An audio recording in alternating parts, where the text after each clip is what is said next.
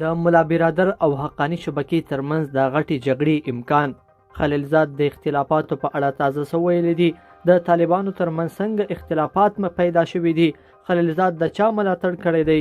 جزئیات را سره په ویډیو کې وګورئ او چینل ضرور سبسکرایب کړئ. لیدونکو السلام علیکم. د افغانستان د سولې لپاره د امریکا متحده ایالاتو د بهرنیو چارو وزارت مخکینی ځانګړي استازي زلمي خلیلزاد تایید کړله چې د طالبانو ترمنځ خپلمنځي اختلافات موجود دي.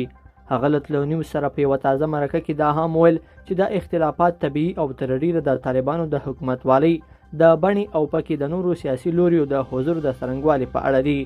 زلمي خلیلزاد د حقانی شبکې او ملا برادر ډلې د اختلافاتو په اړه د څو مسلسلو پوښتنو په ځواب کې په ضمني توګه دا اختلافات تایید کړل. هغه په ورته وخت کې د ملا برادر په اړه مثبت نظر څرګند کړ او په دې توګه له ملا برادر څخه ملاتړ وکړ. د زلمي خلیلزاد په وینا برادر وطن دوست او د شرایطو په درک کولو حاکم مشر دی.